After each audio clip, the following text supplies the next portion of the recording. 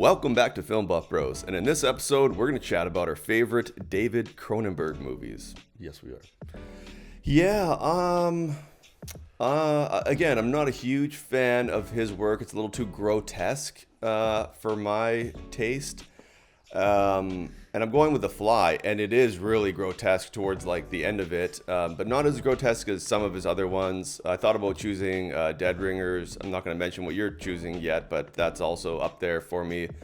They're kind of, his movies are movies like I can watch once or twice, maybe like years later, but it's not something that, I don't know. I'm kind of like a big box movie kind of guy. I watch, Jaws, Aliens a lot, Indiana Jones, big like thriller adventure movies with a bit of comedy peppered in, or dark comedies. I can watch dark comedy. Anyway, point being, going with The Fly.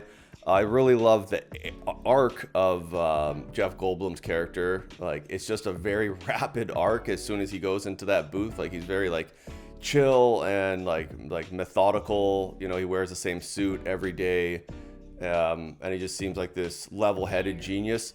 But then he just makes like a 180 turn into this. He's still like this eccentric genius, but he's clearly, has like an animal insect mind now, and just goes.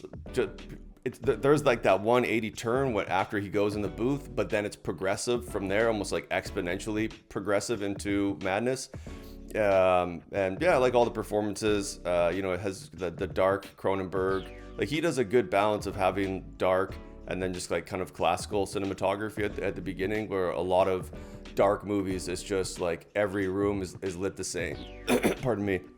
Like, and I probably pick on Conjuring a lot, and there's that other movie like Antlers, where like, bathrooms are well lit so people can see what they're doing, and you can see like mess needs to be cleaned up, and classrooms are well lit so that people can see what they're writing. And I see these movies, like The Conjuring and Antlers, where like every room is lit, like there's no fluorescent lights in the rooms where you would have so it just makes it desperate to portray the mood, opposed to like letting the actors and like the writing convey that.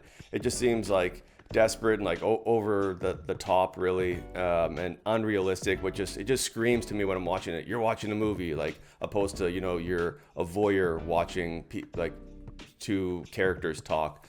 So yeah, I think Cronenberg balances that really well in his work, and like having scenes lit differently based on what the actual realistic lighting would be in that scene. Yeah, no, actually, I was thinking that when I was watching Videodrome is my choice, but that it's lit really beautifully, and like costumes, and like there's some scenes that are like really beautiful. So he's interesting where he's contrasting really ugly scenes and visuals, like really ugly, uncomfortable visuals. But yeah, I hadn't seen it for a while. It was like I think it was the first Cronenberg I'd ever seen. It's like a great sci-fi futuristic movie, but so many levels to the movie. I forgot, like media, propaganda, the human trafficking trade, like technology, evolution.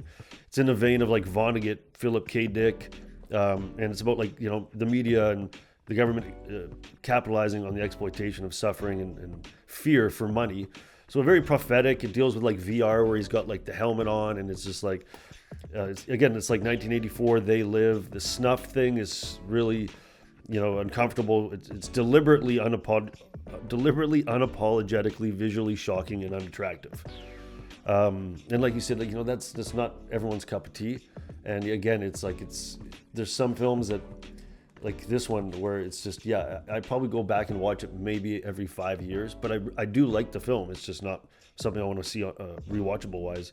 James Wood's always like tight acting, and yeah, I'll go on and on and on, but yeah, highly recommend it. Dealing with reality versus perception and stuff, so it's kind of a timeless subject, and I think Cronenberg's favorite film, best film in my opinion. All right. Yeah, no, it's up there for me too. Like I was saying before, but it's just so grotesque, and like the snuff stuff. Yeah, it's definitely it's not for the faint of heart, for sure. It's definitely not. Anyway, that's our episode for this week. Tune in next week for another episode, and please click down below to like and subscribe, and also please leave a comment to let us know what kind of movies you want us to review next. Long live the flesh.